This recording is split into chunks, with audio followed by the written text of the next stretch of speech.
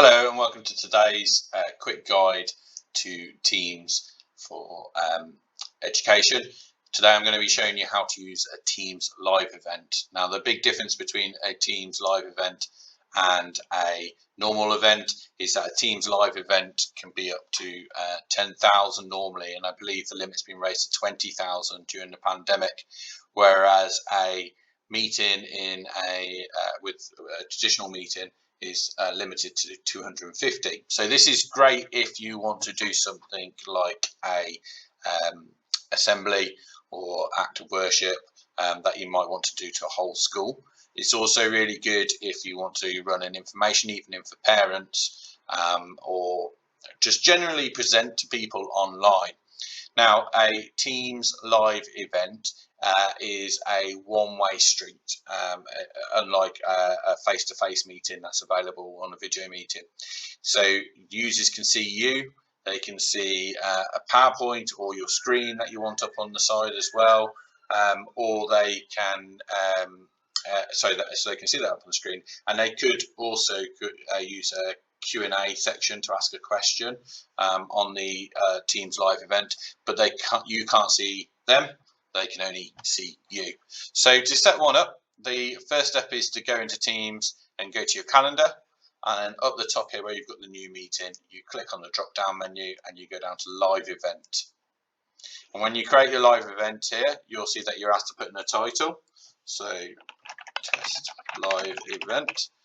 Don't worry too much about a location, and you can put some information here about the live event. Now, there are two roles in a Teams live event. So there is the producer, the person who can put the content up on the screen, and they can select which presenter, because as you can have multiple presenters, is up on the screen and which content is up on there. You can be a producer and a presenter if you need to be, so you can do it all by yourself, especially if it's nice and simple. You can also do a presenter who is just able to interact via the Q&A and see the present themselves to the end user. So in here, to invite a presenter, you just add an additional person, and we'll add Dan again, and we can see down here as presenter. If I wanted to change him from presenter to a producer, I can do that in that view as well. So if I click next, I get the three options to choose who I want to see my live event. Now, on my live event, I can do it to specific people and groups within Office 365. So, for example, I can add it just to a specific group, the Laws IT Internal Communications group here, for example, and they're the only people that are able to come through to it. I can do it organisation-wide, which means anybody in the school who has an email address on that tenancy can view it. So if you're doing a assembly or something online just for your school, this is the option to use. It stops anybody random being able to get in. They have to be able to log in, but it doesn't restrict it within your organisation. And then finally, the public option means that anybody can use it. Now I'm going to show you the public option going forward, and this would be the option that you'd use with parents and such like, but it's pretty much the same for all of them. Then we can scroll down on this page here and we can see some of the options available. So we can choose whether to have the recording of the event available for attendees to download, or whether we want to have it for producers and presenters. Now that's selected as default, so at the end of it you can download it and then you can upload it either to stream within Office 365 or you can stick it onto YouTube really easily for people to watch later on. You can also turn on captions so that people can follow you, and you can also set up to 6 different languages for your Teams live event to be translated into. So that's really useful for a parents event. They can then choose from the list of the ones that you want them to do. So there's quite a few in there, so hopefully it covers everything that you want it to do, every language that you've got in your school, and you can then easily have it translated on the screen for people. You want the attendee engagement report that will allow you to download who's joined and who's not, and then you can also turn on or off the Q&A. Now you can change these in the future if you want to, so don't worry too much if you haven't already, and you can put in at the bottom the support help desk where they go if things are going wrong. So once we've done that, we click schedule, So we've obviously put the time in, time and date in, is where I selected it on the first screen, and we're on our presenter link here. So what we can do is we can gather the attendee link. This is the link that you share with your users, so you can who are going to view it. So you can put this on your website. If you click the button, it copies it to your clipboard, and that's the information that you put onto your website or in an email or however you're sharing it with parents. Now, the view that they get when they join the experience is really, really easy. They can click on the link, they can use it on your phone, on their phone, on a tablet, even on a Xbox or a PlayStation. As long as they can access the link, they can click it, it will open up a web interface, and it will then ask them if they've already got Teams, do they want to use it in a Teams browser, in Teams program, or do they want to use it in the browser? And it's really, really easy for them to get connected. So they don't have to have a Teams account, they don't have to have a Microsoft account, and they can watch it on any device that they want to. So that's my link to share with people. And if I scroll down here, we can see that we've got the join live event link. Now this is just for the producers and the presenters, so they'll get an email with this in and they'll be able to edit it. So I can come out of that now, and I can see that I've got my test live event down the bottom here.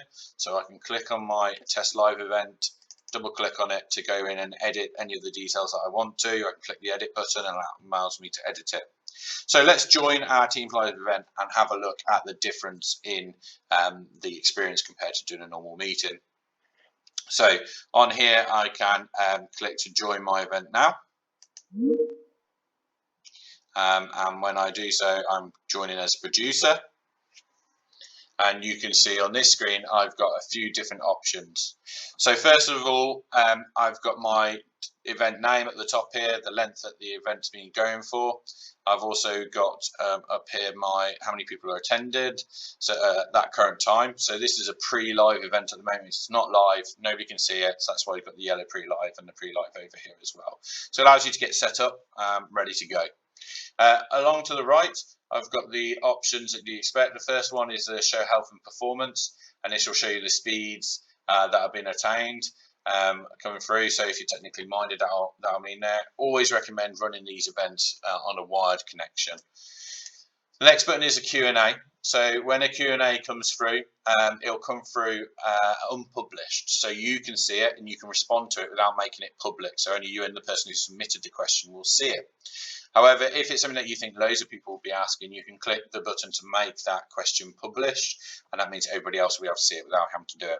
You can toggle the Q&A on and off during your meeting here, and you can also make an announcement to everybody down here. So it might be, whilst you're waiting for the event to go live, that you create an announcement saying, hello, this event starts shortly.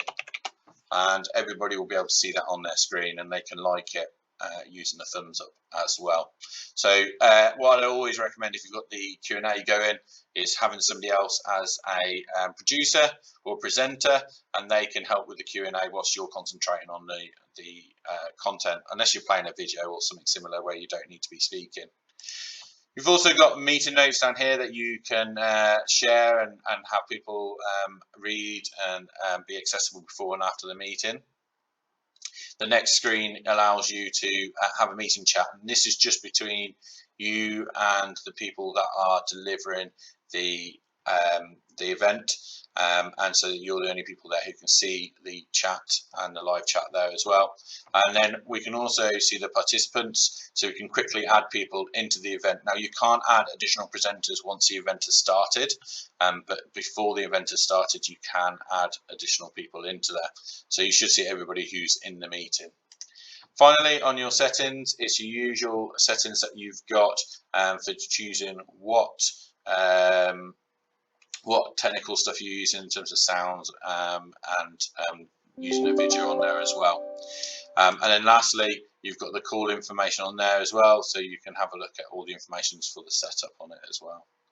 So if we just come out of the information panel and we go to these two big blocks here, now this is where when you're a producer, you'll see down the bottom you should see everybody who's in the meeting, who's available, and then you can literally click on the video content window, select that, and you can say, right, that's what I want to be live now. So I can have myself live on this event, or I can choose to split the window by pressing this button. So it puts a video of me on the right hand side, and then if I press the share button down the bottom, I can choose what screen that I would like up on the screen. So I'm trying to find the new tab is then added to the queue. This isn't live yet. It only goes live when you click send live. So you can see that on here, this screen, I've got myself. On the right hand side, I've got the window or the work that I'm doing. And you can see when I move my mouse, it moves it on the screen on there as well. And when I'm ready, I can click to send live. This will put it into the right hand window, which means that that's what people are seeing. Now, people will see it as a bit of a delay compared to when you present. I'm not sure how long the delay is. It's about 30 seconds, I think, the delay between the two is. So what I can then do is if I change on the main queue, I can then prepare what I'm doing on here or prepare what a speaker's doing, and then I can choose when I'm ready to send that live, and it will send that screen live for everybody to see as well. So this is the meeting. This is what people are viewing, and the left hand side is where you queue up to get ready as well. So you can see everything on there nice and easily from one screen. What I normally do is have my mobile connected, click the link so I can make sure that it's working beforehand as well, and avoid any embarrassing situations. So I can come down here and stop sharing my screens, and I can then the event at this point hasn't started, so it stops my event, and nobody else can see it at that point as well. Then I have also, you can then also leave the event at the end of it, and it will shut it down for everybody. If I then went back into my calendar and find my live event, I can double click on that, and it will show me after the event in this live event resources, it will show me the link to download the attendees, to download the recording, and any other additional options that you've selected. So to get those after the event, you just jump into the live event resources, and it will list anything that's available there for you, ready to go. So that's Teams live events. I hope this is useful. I'll hopefully do another video for you soon.